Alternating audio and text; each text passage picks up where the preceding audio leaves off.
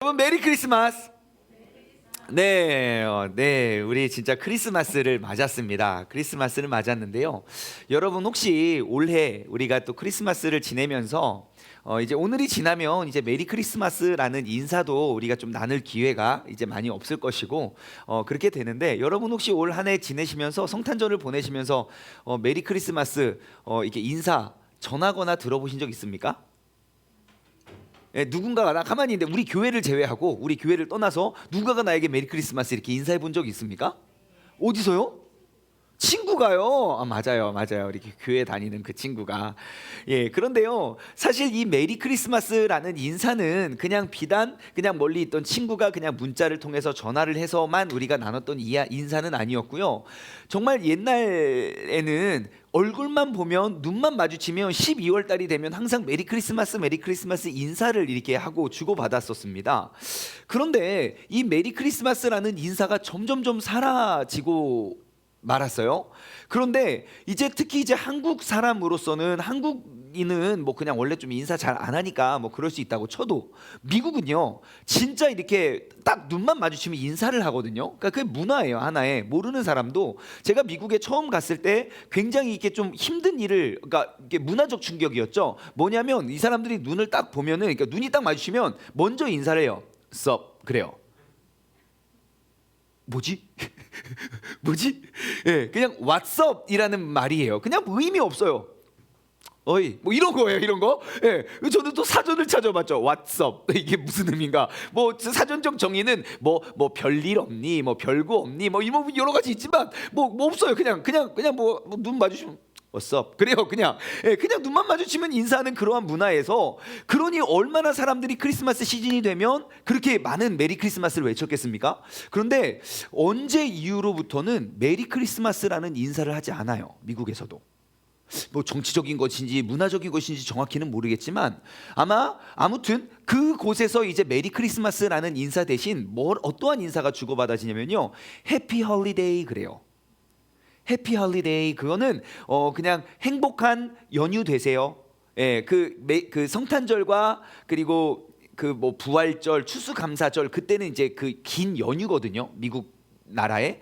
그러니까 그런 연휴 속에서 그냥 즐거운 연휴 되세요. 그러니까 기쁜 성탄의 의미는 점점점 없어지고, 정말로 메리 크리스마스라는 인사가 10명 중에 한두 명밖에 없고, 나머지 8, 9명은 해피 홀리데이.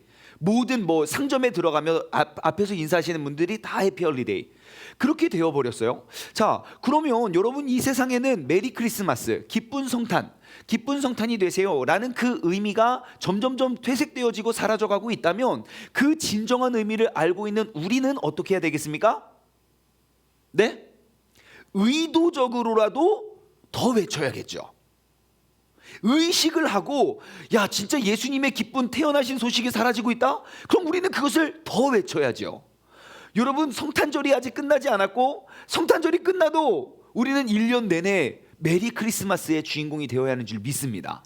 크리스마스가 단지 12월 25일이 아니라 정말 나를 위해 이 땅에 구원자로 오신 그 예수님의 탄생을 기념하고 기뻐하는 날이라면, 여러분, 우리가 1년 내내 메리 크리스마스 외치면서 살아도 조금도 부족함 없는 정말 우리 메리 크리스마스 맨들이 되시기를 주님의 이름으로 소망합니다. 자, 그런데 우리가 이 메리 크리스마스라는 인사가 점점점 사라지고 있다 보니까 그 의미 역시 사람들에게 잊혀져 가고 있어요. 여러분 혹시 메리 크리스마스 뜻 뭔지 아십니까? 뭐 기쁜 성탄이요, 그 방금 목사님 말했잖아요, 뭐 이런 눈치예요. 자, 메리 크리스마스 의미는요, 사람들은 다 맞아요, 기쁜 성탄 맞아요, 기쁜 성탄으로 알고 있는데, 제가 이 메리 크리스마스의 의미를 좀 더 깊이 파봤어요. 그냥 궁금하더라고요. 여러분들, 메리 뜻이 뭐죠? 기쁘다, 즐겁다, 뭐 축제 분위기의 그 메리예요, 메리.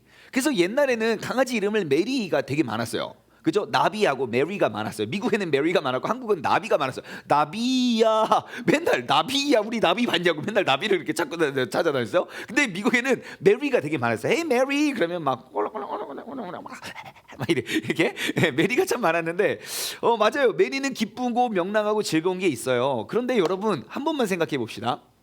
생일 축하해 영어로 어떻게 하죠? Happy birthday 그래요. 생일을 너무너무 축하해. Happy birthday to you 그래요. 그리고 부활주일날 영어로는 부활주일날 뭐라고 인사 나누죠? 해피 이스터 그래요. 해피 이스터, 즐거운 부활절 되세요. 해피 이스터 그래요. 근데 왜 크리스마스는 해피 크리스마스 들어보셨습니까? 왜 크리스마스는 메리입니까? 갑자기 여러분들도 궁금해지기 시작하셨죠? 예, 해피 크리스마스라는 건 진짜 못 들어봤어요. 왜 메리라고 됐을까? 제가 그 어원을 찾아보니까요, 해피라는 단어와 해피도 마저 행복함, 기쁨이에요. 즐거움. 메리도 마찬가지고 그 둘의 뜻은 비슷하지만 의미가 좀 달라요. 어떻게 다르냐? 해피는요, 어떻게 보면 그냥 행복함, 그런 느낌이나 그런 좀 소극적인 단어예요. 그냥 내가 느끼고 내가 행복한 그런 감정이고 이런 것들이 해피라면, 메리는 보다 더 적극적인 단어예요.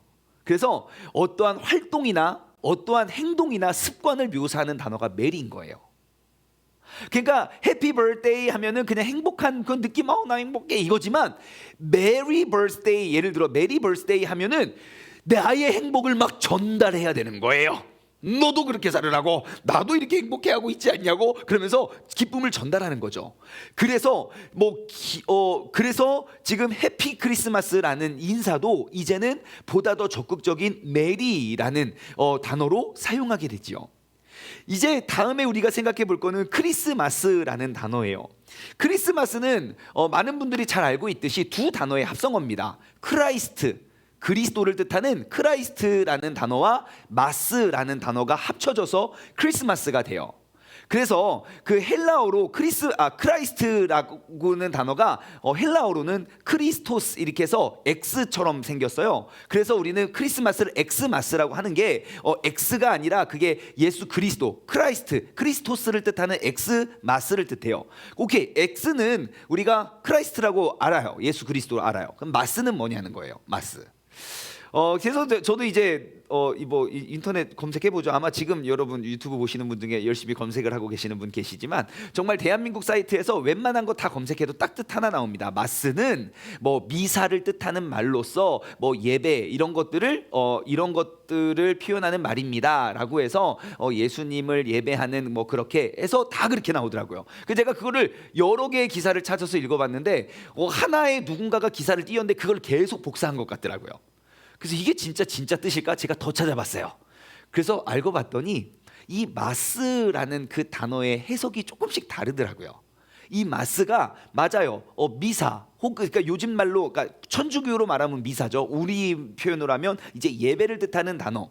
그래서 크리스마스 하면 예수님을, 크라이스트를 예배합니다. 크리스마스가 돼요.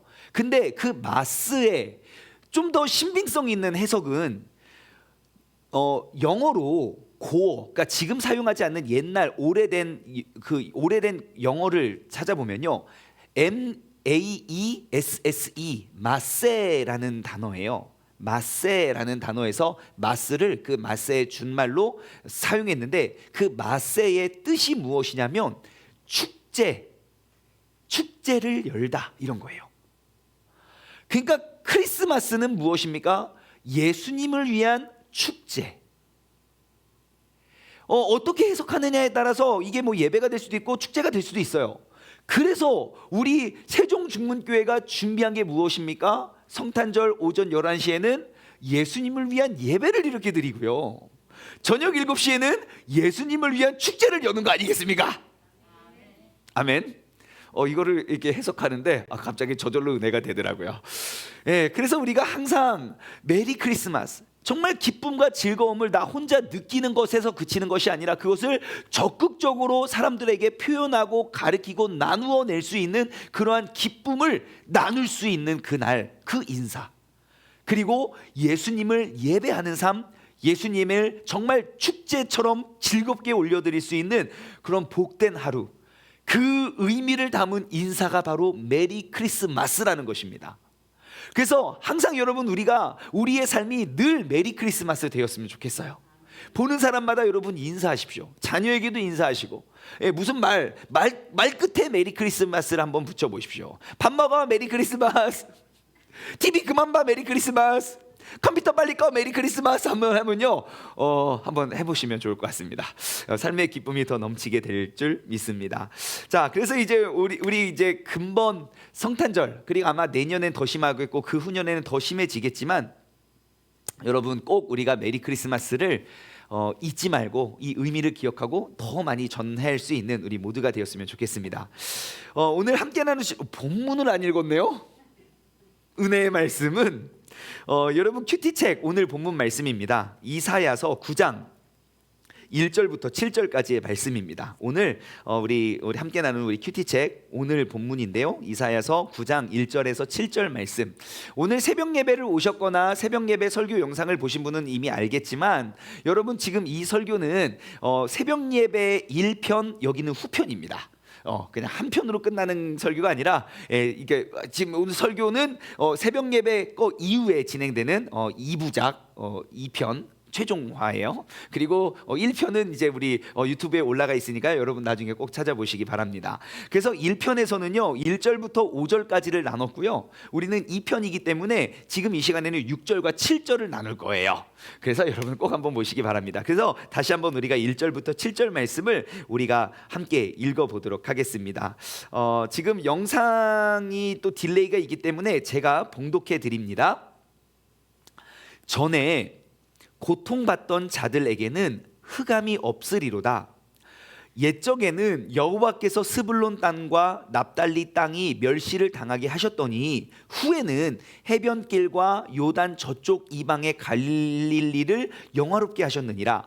흑암에 행하던 백성이 큰 빛을 보고 사망의 그늘진 땅에 거주하던 자에게 빛이 비치도다.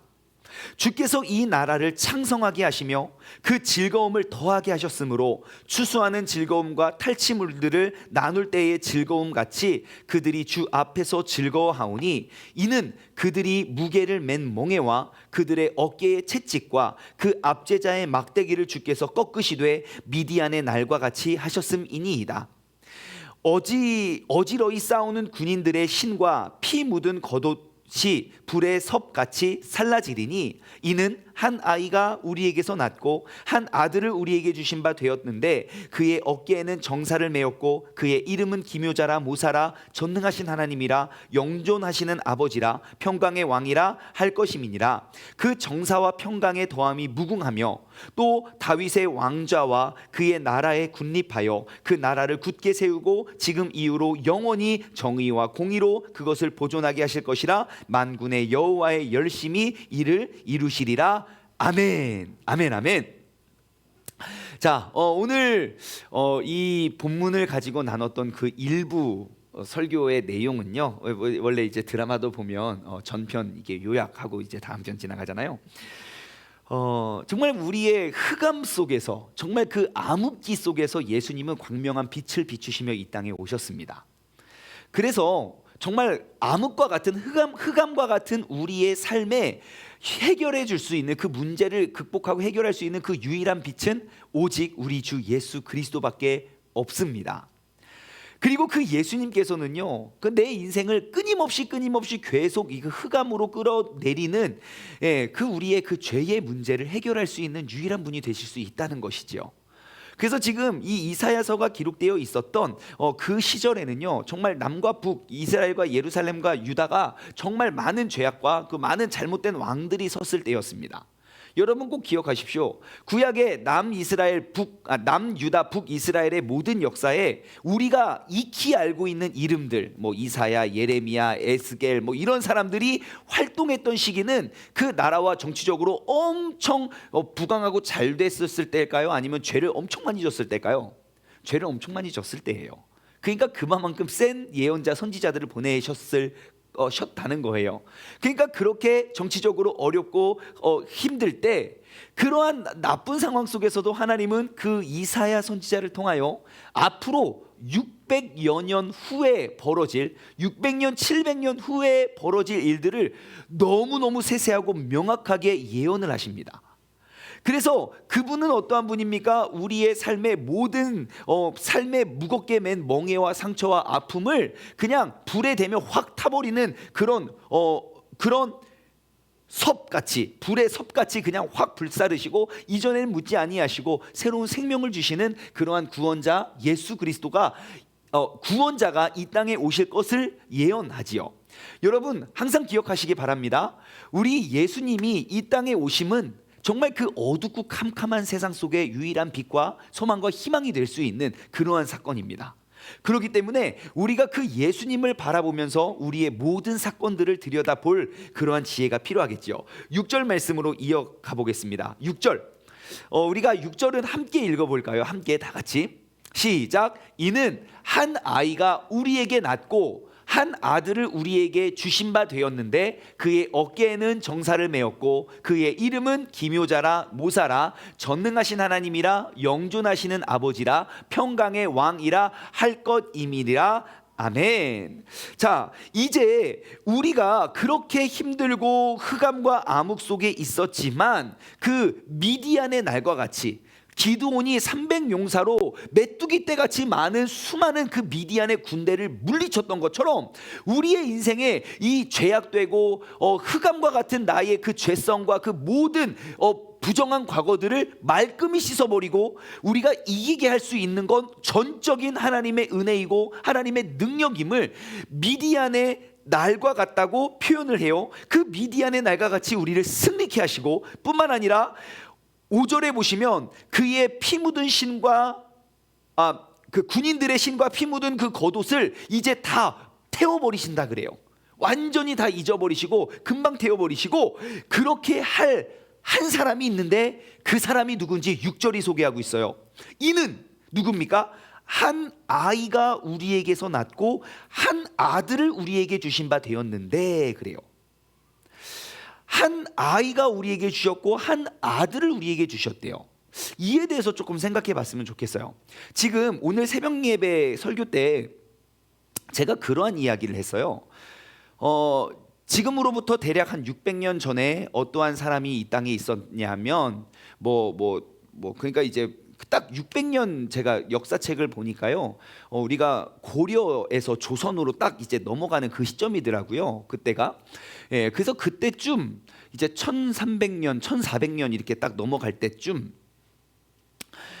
그 조선이 되고 조선에 정말 위대한 한 왕이 섭니다. 그 왕이 세종대왕이에요. 그래서 우리가 세종대왕에 대해서 조금 이야기를 나누었는데요. 여러분 생각해 보십시오. 만약에 그럴 일은 없겠지만 세종대왕이 진짜 똑똑하고 멋있잖아요. 세종대왕이 글을 만들고 글을 남겼다고 칩시다. 근데 그 글을 남겼는데 그때는 뭐 여기에 세종시라는 이름도 없을 거고 아무것도 모를 거잖아요. 근데 세종대왕이 너무너무 명확하게 어느 지역에 언제쯤 어느 지역에 어떠한 사람이 이러한 모습으로 태어나서 이렇게 고통을 받고 이렇게 죽음을 맞이하고 앞으로 이렇게 구원을 이룰 것이다 라는 600년 700년 전에 예언을 했는데 그것이 진짜 이루어졌다고 칩시다. 그리고 그 문서를 발견했어요. 이게 세종대왕의 문서라고 합시다. 그러면 온 세계는 어디에 집중할까요? 세종대왕의 예언에 집중을 하겠죠. 와, 진짜 그 사람 엄청나구나. 이 모든 것들을 다 예언하고 어떻게 이렇게 할 수가 있지? 우리는 세종대왕에 집중을 할 거예요. 그런데 예수님의 출생의 소식을 이사야는 정말 본 것처럼 너무너무 명확하고 세세하게 예언을 하거든요. 600년, 700년 전에. 근데 사람들은 별로, 여러분 어떻게 이사야에 대해서 어느 정도 아십니까? 네? 세종대왕만큼 이사야 아십니까? 우리는 관심을 안 둬요. 왜 그럴까요? 엄청 신기한 일이거든요, 이게. 아니 그냥 뭐 그런 일이 있을 겁니다. 그렇게 추상적이지 않고요. 엄청 디테일해요. 예수님의 생을 보고 요약한 것처럼 명확히 예언이 되어 있다니까요. 그렇게 놀랍고 신비한 그러한 예언을 했음에도 불구하고 우리는 관심을 안 두는 우리가 더 놀랍죠. 네? 어떻게 이렇게 명확히 예언을 했는데 제가 생각해 봤어요. 왜 그럼 우리는 우와 대단한 이사야 해야 되는데 왜 하지 않냐면 여러분 구약에 활동했던 대부분의 선지자들이 다 똑같은 예언을 해요. 예수님, 그러니까 앞으로 오실 메시아는 이렇게 오실 것이고 이러한 일들을 행하실 것이고 이렇게 이러한 것들을 하실 것. 많은 예언자들이 있기 때문에 우리는 그것들에 집중하지 않나 싶어요. 자, 그런데 우리가 한번 살펴봅시다. 이 이사야가 기록한 그 문서는 어떠한 문서이냐면, 자, 6절, 한 아이가 우리에게서 낳고 한 아들을 우리에게 주신 바 되었어요. 자, 한 아이는 어떻게 생겼어요? 우리에게서 났어요. 근데 뭐 한 아이가 우리에게 났다 하면 되는데 또 한 아들은 어떻게 줬대요? 우리에게 주신 바 되었대요. 이게 뭐지? 묵상을 하는 거예요. 그게 큐티죠. 말씀을 묵상하는 거. 이게 왜 한 아이를 우리에게 낳고 한 아들을 2명인가? 아들이 2인가? 생각해 볼 수 있죠. 자, 여기서 우리가 생각해 볼 수 있는 것이 바로 이것입니다. 이 아이라는 표현은요, 앞으로 우리를 구원할 그 메시아는 우리 인간의 육신에서 난 완벽한 인간이라는 것을 말해주고 있죠. 아들이라는 표현은 그냥 그 아이라는 표현은 우리가 난 아이는 바로 인간의 완벽한 온전한 인간의 아이임을 알 수 있고요. 한 아들을 우리에게 주신 바 되었다는 건 아들을 우리가 낳은 게 아니에요. 주신 바를 우리는 받은 거예요. 그래서 이 아들이라는 표현은 그냥 일반적인 아빠, 엄마의 아들이 아니라 하나님께서 주신 하나님의 아들임을 이야기하는 거예요. 그래서 장차 그 메시아, 지금 이러한 암흑기와 같은 때에 우리에게 보내주실 그 구원자는 한 인간의 아이임에 동시에 하나님의 아들이 되어야 된다는 것이에요. 그분이 우리의 구원자가 될 수 있다는 것이죠. 그래서 이단들의 그 지도자들은 다 우리의 구원자가 될 수 없는 겁니다. 왜냐하면 그의 부모님들이 다 낳은 자식이기 때문이죠. 자, 우리 예수님은 그러한 분입니다. 분명히 완벽한 온전한 인간이지만 하나님의 거룩한 아들이에요. 그래서 그는 성령으로 잉태되었던 사람이죠. 그것은 무엇을 이야기합니까? 우리의 인간의 죄를 대속하고 대신하기 위해서는 다른 짐승이 필요한 게 아니에요. 나와 똑같은 사람이 필요한 거예요. 내가 죄를 짓고 감옥에 가야 될 일인데 내가 감옥에 가지 않을 수 있는 방법은 그 억울한 그 죄를 누군가에게 누명을 씌워서 그 사람을 집어넣는 건 맞아요. 그러한 경우가 있어서는 안 되지만 있을 수 있어요. 그런데 내가 너무너무 내가 실수를 해서 잘못을 해가지고 내가 감옥에 갈 일을 정말 내가 사랑하는 강아지 우리 만두에게 넌 진짜 내 가족과 같은 아이야. 야, 너가 나 대신 한번 감옥에 2년만 갔다 와라 하고 보내면 누구도 받아주지 않을 거라는 거예요. 왜요? 같은 인간이 되지 못하기 때문에 우리 인간의 죄를 대신할 수가 없어요. 하지만 이 땅에 오신 예수님은요, 똑같은 인간의 몸이지만 죄가 없어야 돼요. 우리 인간의 씨는 다 죄의 싹시거든요. 그래서 성령으로 잉태되어서 아이를 보내주셨죠. 그 예수님, 그분은 우리에게 주신 바 되었는데 그분의 특징이 어떠합니까? 그는 어깨에는 정사를 메었고, 야, 이 정사가 뭡니까? 정사? 예. 그 옆에 우리 큐티책 옆에 도움말을 보면 나와 있어요. 통치권이나 권세, 주권을 상징합니다. 예, 그 통치권, 그 세상을 다스리고 통치할 수 있는 그 위치에 계신 분이고요. 그리고 그분의 이름이 어떠합니까? 기묘자, 모사, 전능하신 하나님, 영존하신 하나님, 아버지 평강의 왕이라고 해요. 그분은 기묘자고 모사이기도 하고 전능하신 하나님이라고도 하고 영재원하신 아버지라고 평강의 왕이라고 합니다. 자, 일단 하나씩 우리가 한번 살펴볼까요? 기묘자가 뭡니까? 기묘자. 제 친구 이름이 기묘자예요. 아니요, 우리 그런 거 말고 기묘자. 저는 평생에 정말 기묘하다라는 것 거의 들어본 적이 없어요. 그죠? 근데 기묘자라는 뜻은 무엇입니까? 여기 옆에 도움말에 나와 있어요. 경이, 비범, 탁월한 경륜가라는 뜻, 초월적인 능력과 성품으로 오묘하신 섭리를 말하는 것. 맞아요, 그런 거 기묘해요. 영어로는 원더풀, 원더풀, 놀라워요, 이런 거예요. 우리 예수님은요 정말 놀라운 일들을 행하셨고요, 진짜 예수님을 만났던 사람들의 입의 고백 속에는 다 이 기묘자의 고백이 있었어요. 예수님을 만나는 순간 삶이 변화되었던 사람들을 보십시오. 내가 그 주님을 만나서 예수님은 항상 병을 고쳐두시든 죽은 자를 살리시든 뭐를 하든지 주님께서는 늘 똑같은 말을 하셨어요. 뭐라고 했습니까? 딱 병을 고치시고 쉿, 비밀이야, 아무한테도 말하지 마. 쉿, 비밀이야. 예수님은 항상 비밀이라 그랬어요. 누구한테도 알리지 말라고 그랬어요. 그런데 그게 안 알려졌습니까? 온 동네방네 소문이 다 났어요. 어디 가기만 하면 막 수천에서 수만 명씩 몰려들었어요. 내가 그렇게 비밀이라고 했는데 왜 그런 거예요? 그들이 이 기묘한 능력을 받기 때문이죠. 내가 평생을 알아온 질병인데 그게 나섰어요. 내가 모든 의사를 찾아다녔는데 내가 결국 다 잃어버리고 얻은 것이 없는데 이분이 고쳐줬어요. 그걸 어떻게 감춥니까? 어떻게 감춰요? 우리 기묘자예요. 그러고 여러분 마태를 만날 때도 마찬가지잖아요. 예수님 마태를 딱 찾아왔을 때, 야, 내가 너희 집에 유하여야겠다. 그 세금 걷는 그 세리 사무실들이 쫙 있는데 마태를 딱 택해서 야, 간다. 마태 집에 가서 잔치를 벌인 건 예수님과 마태 둘이 아니었어요. 가는 길에 오만 사람들 다 초청했어요. 내 집에 들어올 수 있든 없든 막 사람들 다 쫓아가고요. 그 기묘자의 능력이에요. 삭개오 보십시오. 삭개오. 예? 그 평생을 그거 속여먹고 뺏어먹고 등쳐먹고, 예? 청년인데 부자예요. 세상에 세리인데 부자예요. 말 다 했죠. 예? 세금 받는 공무원이 어떻게 부자?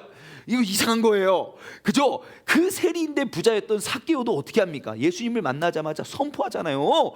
내가 뭐 남의 거 뺏은 거 있으면 절반이나 돌려주고, 이제 내가 훔친 거 있으면 4배씩 대갚아서 다 돌려주겠다. 다시 말해, 나는 부도나겠다. 나 파산 신청하겠다. 그래도 기뻐하잖아요. 예수님을 만난 사람들은 그 기묘자의 능력, 기묘자의 기쁨을 회복하는 줄 믿습니다.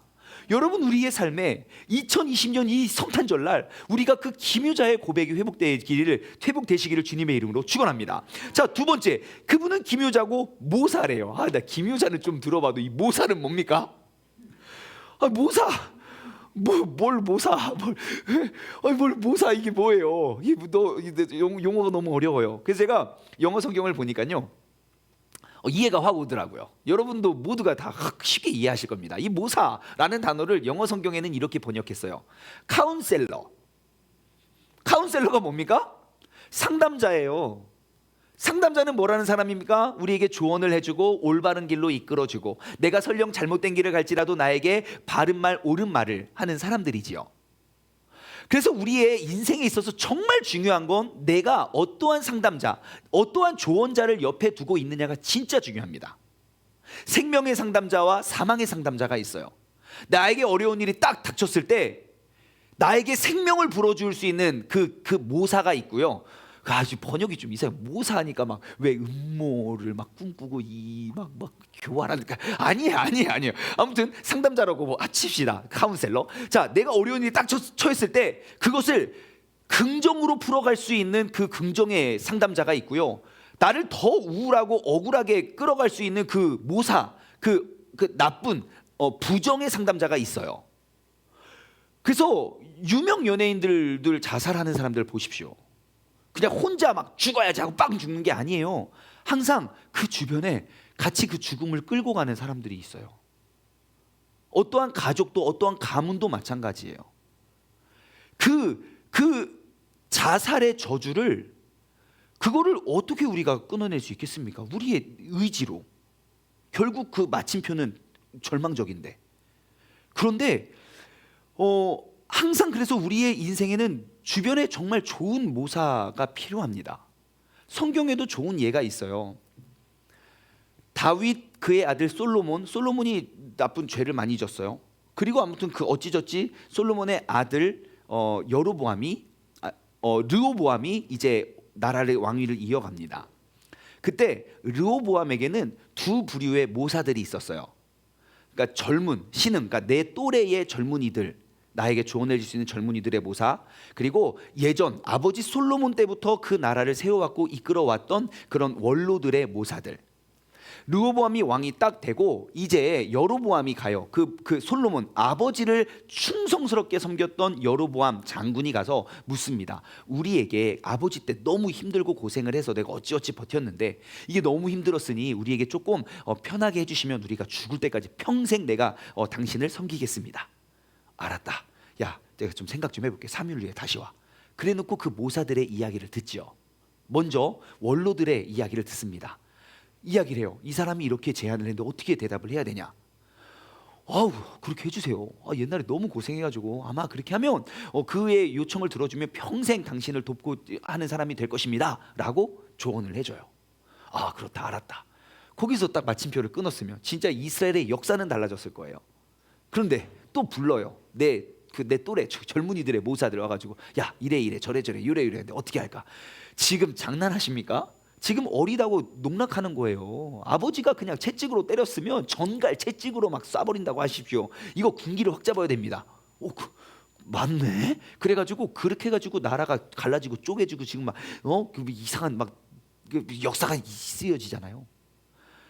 지금 르호보암의 결정에 있어서는 그 모사들의 책임이 제일 커요. 반면 다윗도 그렇죠. 다윗도 진짜 죽을 죄를 짓고 잘못 많이 했어요. 근데 다윗이 죄를 지을 때마다 하나님은 모사를 보내주세요. 선지자를 보내요. 나단을 보내든 갓을 보내든 보내가지고 당신의 잘못을 지적을 해요.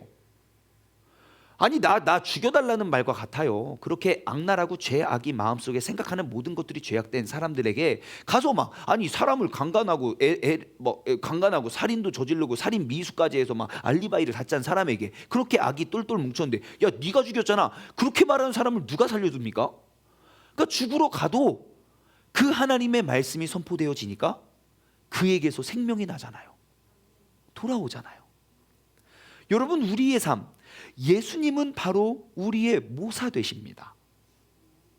우리에게 있어서 어떠한 모든 일들 가운데 우리를 생명으로 이끌어 주시고 어떠한 과거를 가지고 있더라도 우리를 기묘한 간증으로 우리를 이끌어 주실 수 있는 분이 우리의 모사 되시는 예수 그리스도라는 사실을 여러분 오늘 이 시간 다시 한번 기억하시기 바랍니다. 우리가 그분의 나의 상담자, 나의 가르침, 나에게 조언하고 격려하고 나를 이끌어 줄 수 있는 그러한 상담자로 우리가 여기고 있다면 여러분, 우리가 이 땅 가운데 우리에게 주어진 사명은 무엇이겠습니까? 우리가 바로 그의 역할을 감당해야죠. 기도해 다 될겨 주님께서 그럴 거야가 아니라 내가 그 주님의 말을 전달하는 사람이 돼야죠. 억울한 상황에서 인내하는 방법을, 내가 환난과 역경 속에서 새로운 꿈과 희망을, 절망 속에서 오늘날 같이 이렇게 암흑한 이렇게 힘들고 어려운 그러한 상황 속에서도 우리가 어떻게든 주님의 뜻과 계획이 무엇일까를 우리가 끊임없이 발견하면서 그 주님의 인도하심, 이끄심을 우리가 가지고 나아갈 수 있는 사람들이 되어야죠. 근데 그게 왜 되지 않을까 제가 생각해 봤어요. 옛날에는 그러니까 우리가 어린 아이들과 어른들의 차이는 바로 그것인 것 같아요. 어린 아이는요, 말하면 들어요. 말 안 하고 도망가면요, 때려서라도 애들은 들어요. 근데 어른이 됐다는 건 무엇을 의미합니까? 말해도 안 들어요. 들을 것 같처럼 예 하고 안 들어요. 그냥 내가 하고 싶은 대로 해요. 당신이 무슨 말을 하고 당신이 무슨 조언을 하든 그냥 난 내 신념으로 갑니다, 이거예요. 그럼 우리가 예수님이 우리의 모사가 되었다는, 그분이 그의 이름이 모사란다는 사실을 우리가 받아들였다면 우리가 어떻게 해야 됩니까? 주님의 말씀대로 우리는 어린 아이처럼 따라가야 되는 거예요. 나의 생각이 가득 차서는 절대 예수님을 우리의 모사로, 우리의 상담자고 우리를 이끌어줄 수 있는 사람으로 우리는 모실 수가 없다는 거예요. 이 시대에 우리가 진짜 회복해야 될 것은 무엇인지 아십니까? 우리는 기묘자의 하나님을 기대한다면 우리는 반드시 모사의 예수님을 우리는 따라야 되는 것입니다. 안 될 것 같아도 됩니다. 진짜 그 예수님의 말씀대로 살아가면 진짜 내 삶의 참 평안을 누리게 됩니다. 우리가 그 기적을 정말 놀라운 기묘한 간증을 만들어내고 쌓아갈 수 있는 우리 모두가 되기를 주님의 이름으로 축원합니다.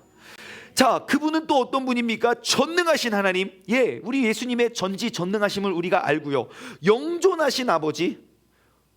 영존하신 아버지.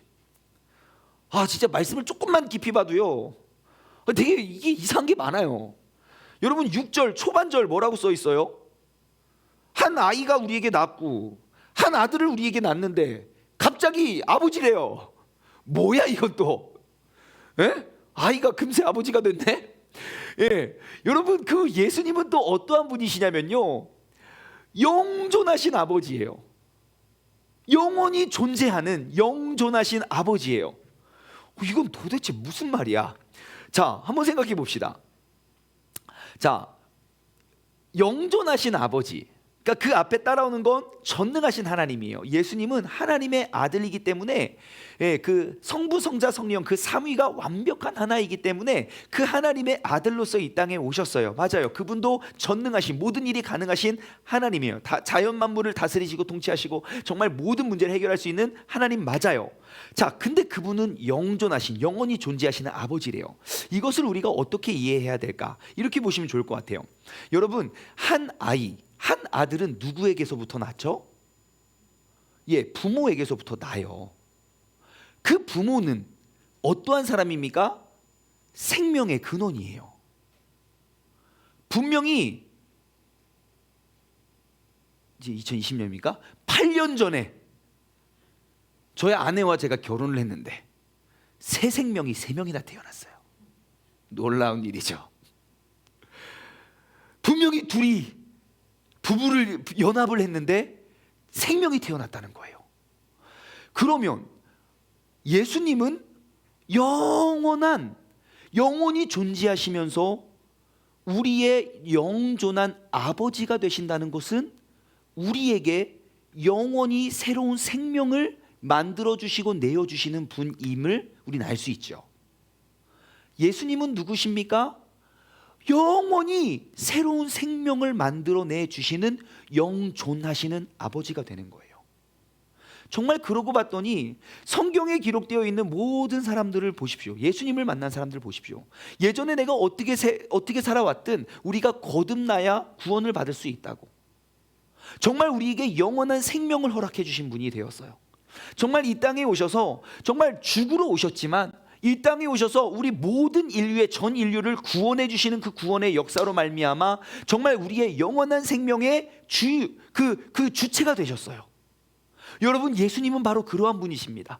내가 이전에 어떻게 살고 어떻게 살아왔고 어떠한 모습이었던지 간에 주님은 영존하신 아버지, 다시 말해 영원히 존재하시며 새로운 생명을 계속 만들어낼 수 있는, 우리에게 새로운 생명을 허락해 주시는 우리의 구원자 되시는 분임을 기억하시기 바랍니다. 그리고 그분은 평강의 왕이라고 합니다. 평강의 왕, 말씀 한 절 찾아볼까요? 누가복음 2장 14절입니다. 누가복음 2장 14절. 그분은 우리의 평강의 왕. 오늘 새벽에도 나눠보았던 말씀인데요. 우리 어제 나눴구나. 아무튼 평강이가 요즘에 자주 등장합니다. 우리 사랑하는 평강이가 자주 등장. 자, 2장 4절, 누가복음 2장 14절. 자, 함께 읽어볼까요? 시작. 지극히 높은 곳에는 하나님께 영광이요, 땅에서는 하나님의 기뻐하신 사람들 중에 평화로다 하니라. 자, 우리가 누가복음 2장 말씀을 계속 우리가 2주에 거쳐서 계속 주일마다 나누었잖아요. 그 예수님을 바라보는 그들의 고백은 지극히 높은 곳에서는 하나님께 영광이요, 땅에서는 하나님의 기뻐하신 사람 중에 평화로다 그래요. 예수님은 평강의 왕이십니다. 이게 무슨 말인가? 여러분 잘 보십시오. 모든 문제와 아픔과 상처와 정말 어떠한 전쟁과 전투 속에서도 내 삶의 어떠한 문제도요, 예수님 앞에서는 평화가 이루어집니다. 우리가 아직 그 문제가 해결되지 않았다는 건 우리가 예수님 안에서 연합이 되지 않았다는 것을 의미해요. 예수님은 또 다른 표현으로 구약에 어떠한 예언이 있냐면 우리가 버린 돌이 모퉁이 돌이 되었다고 했어요. 모퉁이 돌, 예전에 함께 나눠보았던 개념이죠. 여러분, 건물의 모퉁이 돌은 뭐냐면요, 가장 구석탱이에 있는 돌이에요. 근데 그 모퉁이 돌의 특징은요, 두 개의 다른 벽면을 연결하는 연결고리가 돼요. 다시 말해, 이 두 개의 튼튼한 벽이 하나의 건물로 되기 위해선 반드시 필요한 게 뭡니까? 그 모퉁이 돌, 기준과 그 두 개를 지탱하고 버텨줄 수 있는 모퉁이 돌이 필요한 거예요. 여러분, 완전히 다른 두 사람, 그 혹은 그 더 큰 뭐 3명, 4명, 5명, 5명 이상은 안 되는데요. 아무튼 그런 많은 다른 사람들, 우리 신앙의 공동체 안에서 우리가 신앙생활함의 가운데 우리에게 제일 필요한 건 뭔지 아십니까? 바로 모퉁이 돌이신 예수 그리스도. 그 모퉁이 돌을 통해서만 우리는 평화를 누릴 수 있는 거예요. 그분은 바로 우리의 평강의 왕이 되시는 줄 믿습니다. 예수님은 누구십니까? 바로 이러한 분이세요. 하나님의 사람의 자녀이면서 하나님의 아들이고, 그분은 우리의 기묘자 되시고, 그분을 만난 모든 사람들은 놀라워요 라고 고백할 수밖에 없는 그러한 분, 그리고 우리의 모사가 되셔서 항상 우리가 바르고 올바른 길을 갈 수 있도록 우리에게 가르쳐 주시고 인도하시는 분이시고요, 그리고 영원히 존재하시는 영존하시는 우리의 아버지, 내가 아무리 사망의 음침한 길을 걸을지라도 또 다른 생명을 허락하시고 내어주시고 또 다른 길을 열어주실 우리의 영존하신 아버지, 그리고 항상 우리에게 평강의 왕이신 그분, 그 예수님이 우리를 구원하기 위하여 이 땅에 오셨습니다. 그 기쁨을 누리는 게, 그 기쁨을 기념하는 게 바로 오늘입니다. 여러분, 그 예수님을 우리의 삶에 모셔서 우리가 그분을 나의 구원자로 우리가 인식했을 때 오늘 본문 말씀 7절의 주인공이 될 줄 믿습니다. 우리가 7절을 함께 읽고 오늘 말씀을 맺을까요? 자, 그 이름, 기묘자, 모사, 전능하신 하나님, 영존하신 하나님, 평강의 왕이 우리의 삶의 주인이 되시면 7절, 그의 정사와 평강의 더함이 무궁하며 또 다윗의 왕자와 그의 나라에 군림하며 그 나라를 굳게 세우고 지금 이후로 영원히 정의와 공의로 그것을 보존하실 것이니라. 만군의 여호와의 열심히 일을 이루시리라. 아멘. 여러분, 2020년의 이 성탄절이 바로 이 7절의 기적을, 정말 하나님께서, 전능하신 아버지께서 우리가 정말 죄되고 흑암과 어둠과 그러한 상황 속에 처해 있을지라도 우리가 그 빛으로 말미암아 새로운 생명과 희망을 얻고, 이전에 우리가 싸웠던 그러한 모든 전쟁과 피 묻은 옷과 그 군인들의 신발, 그 모든 것들을 한순간 불태워서 우리에게 생명과 꿈과 힘을 주시는 그 주님의 능력 속에 그분이 세워가시는 아름답고 멋진 인생, 주님께서 이후로부터 영원토록 공의와 정의와 공의로 그것을 보존하여 주실 그 은혜를 경험할 수 있는 우리 모두가 되기를 주님의 이름으로 축원합니다. 오늘 말씀을 맺으며요, 우리 이 찬양 고백했으면 좋겠어요. 성탄절 찬양은 아니지만 정말 너무너무 이 오늘 말씀, 그 예수 그리스도를 소개하는 말이 소개해 주는 찬양이에요. 찬송가에 보시면 예수님은 누구신가? 예수님은 누구십니까?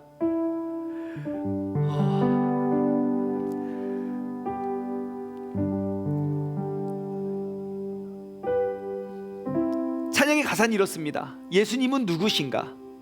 우는 자의 위로와 없는 자의 풍성이시고, 천한 자에겐 높음이고 잡힌 자에게는 노임이 되고 우리의 기쁨 되시네.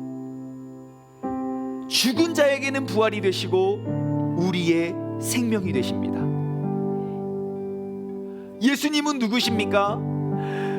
약한 자들의 강함이 되고 눈먼 자들의 빛이 되고 병든 자들의 고침이 되고 만국인의 구주가 되시고 모든 왕의 왕이시고 심판하실 주님이 되시고 우리의 영광이 되시는 분이 바로 예수님이십니다. 여러분, 그 예수님께서 이 땅에 오셨습니다. 우리를 구원하기 위하여 이 땅에 오신 그 예수님, 우리가 그 찬송가 96장을 고백하면서 우리가 그 예수님의 능력을 우리가 다시금 회복하길 원합니다.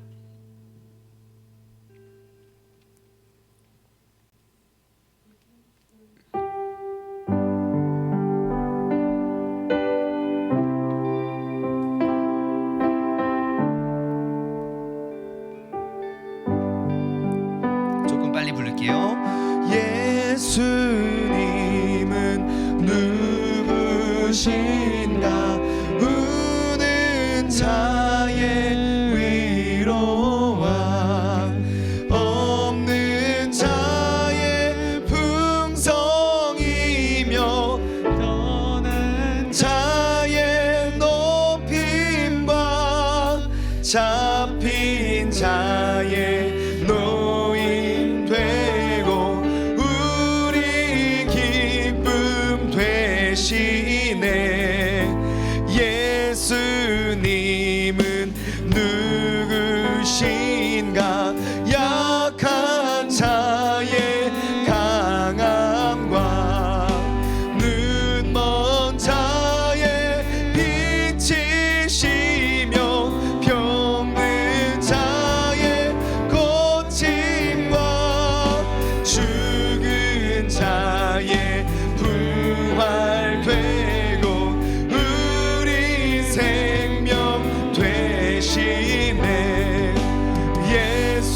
예수님은 누구신가? 주한 자의 정함과 죽을 자의 생명이며 죄인들의 중보와 멸망 자의 구원되고 우리 평화.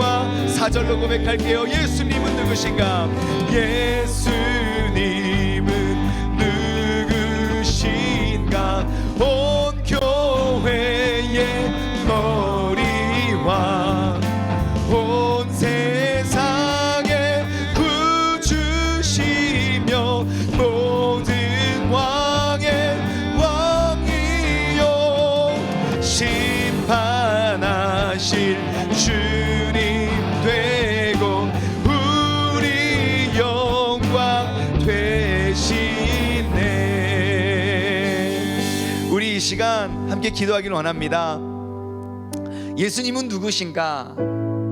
우리가 여느 때보다도 가장 우리의 기묘자 되시고 우리의 모사가 되시고 전능하신 하나님, 영원한 생명을 만드시는 영원한 아버지, 평강의 왕 되시는 그 예수님을 기억하고 생각하며 여러분 이 시간 우리 그 주님께 나의 삶을 드리고 나의 모사로 나의 주인으로 삶기를 고백하고 다짐하고 고백하는 시간 되기를 원합니다. 함께 계신 그 자리에서 우리 합심하여 주님의 이름 한번 부르짖고 합심하여 기도하겠습니다.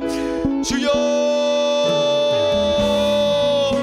하나님 아버지 감사합니다. 주님께서 아버지 우리를 붙잡아 주시고 아버지 하나님, 우리가 아버지 오직 예수 그리스도께서 아버지 우리의 구원자 되시고 아버지 하나님 그 주님께서 이 땅에 오신 아버지 그분의 능력과 아버지 그분의 권세와 아버지 그분의 행하심을 우리가 기억하며 나아갈 수 있는 믿음의 복된 자녀 될 수 있도록 주님께서 우리를 붙잡아 주시고 주님께서 우리를 인도하여 주시고 아버지 하나님 주님의 뜻 가운데 우리가 나아가고 아버지 우리가 살아갈 수 있는 아버지 그런 믿음의 자녀들 될 수 있도록 주님께서 붙잡아 주시고 역사하여 주시옵소서. 아버지 하나님 믿음 안에 우리가 바로 서고 온전히 주님을 더욱더 기쁘게 해드리며 나아갈 수 있는 아버지 그런 주님의 자녀들 되길 간절히 바라오니 아버지 하나님, 우리가 2020년 성탄절을 맞아서 아버지 우리가 잃어버렸던 그 기묘자의 고백, 정말 놀랍고 위대한 하나님의 능력이고 하나님의 섭리임을 우리가 다시금 고백할 수 있는 믿음의 사람 되게 해주시고 아버지 예수님은 누구십니까? 우리의 삶에 가장 좋고 가장 확실한 그러한 모사, 우리의 조언자, 우리의 상담자가 되시는 분이 바로 우리의 예수님이십니다. 내가 설령 잘못된 길을 갈지라도, 내가 설령 나쁜 곳을 갈지라도, 내가 설령 아버지 나쁜 것을 택할지라도 나를 버리지 않고 포기치 아니하시며 우리에게 가장 좋은 선한 길로 인도하시는 그 모사의 주님입니다. 예수님은 누구십니까? 전지하시고 전능하신 하나님의 아들로서 이 땅에 오신 분입니다. 그리고 우리의 영존하신 아버지, 우리에게 영원히 새로운 생명을 만들어내실 그 주님이시고 아버지 그 예수님과 함께라면 우리의 모든 어둡고 또 묶여있고 상처받았던 곳에 새로운 생명을 피워낼 수 있는 아버지 그러한 평강의 왕이 예수님이시고 아버지 2020년 이 성탄절을 이 예배를 통하여 그 예수님을 우리의 삶으로 모시고 우리가 살아가고 나아갈 수 있는 그러한 믿음의 사람 될 수 있도록 주님께서 역사하시고 인도하여 주시옵소서. 하나님 아버지 감사합니다. 2020년 성탄절은 정말 의미 있는 성탄절이 되었습니다. 왜냐하면 교회를 떠났던 사람들도 다시 교회로 돌아오는 순간이고, 주님을 알지 못하는 사람도 그 주님께서 이 땅에 나심을 기뻐하고 메리 크리스마스라 인사를 나누던 바로 그러한 때에 우리는 모일 수 없고 우리가 한 곳에서 함께 할 수 없던 그러한 성탄절을 보냅니다. 하지만 이 속에서 우리는 더욱더 큰 은혜를 사모합니다. 내 가정에서 예배가 회복되길 원하고, 내 가정에서도 내가 그 예수 그리스도의 정말 기묘하고 모사가 되시는 그 주님의 음성을 듣고 우리가 따를 수 있고, 우리가 그 기묘한 간증과 기묘한 능력을 우리가 행함을 정말 우리 각자 부르신 그 예배 현장 속에서 각자 세워주신 그 워룸에서 우리가 기도와 말씀과 새로운 생명을 우리가 기대하고 꿈꾸게 할 수 있는 그러한 성탄절이기 때문입니다. 하나님, 2020년 이 성탄 예배를 통하여 우리가 예수님은 누구신지에 대해서 생각해 보게 하심에 감사를 드립니다. 우리가 그냥 입의 습관처럼 예수님 이름으로 기도합니다, 아멘, 우리가 기도하는 그 예수님의 이름 속에는 바로 그 기묘자의 놀라운 간증과 그 모사의 인도하심, 이끄심과 그리고 전능하신 하나님의 능력과 영존하셔서 새로운 생명을 허락하시는 것과 평강의 왕이 되어주시는 그 하나님의 모습을 우리가 생각하고 이끌어 주심에 감사를 드립니다. 우리가 그 예수님의 이름을 부를 때마다 예수님은 누구신가, 바로 이 모든 이의 간증이 우리의 삶에 고백되어질 수 있도록, 다시 기억될 수 있도록 주님께서 우리를 함께 하시고 인도하여 주옵소서. 이제는 우리 주 예수 그리스도의 은혜와 아버지 하나님의 무한하신 사랑하심과 성령님의 교통하심이 우리의 기묘자의 고백이요 또 우리의 모사가 되시는 그 하나님을 다시금 우리의 삶의 참 주인으로 모시며 살아가길 소원하는 사랑하는 우리 세종중문 가족들 머리 위에 이제로부터 영원토록 함께 하시길 간절히 축원하옵나이다. 아멘.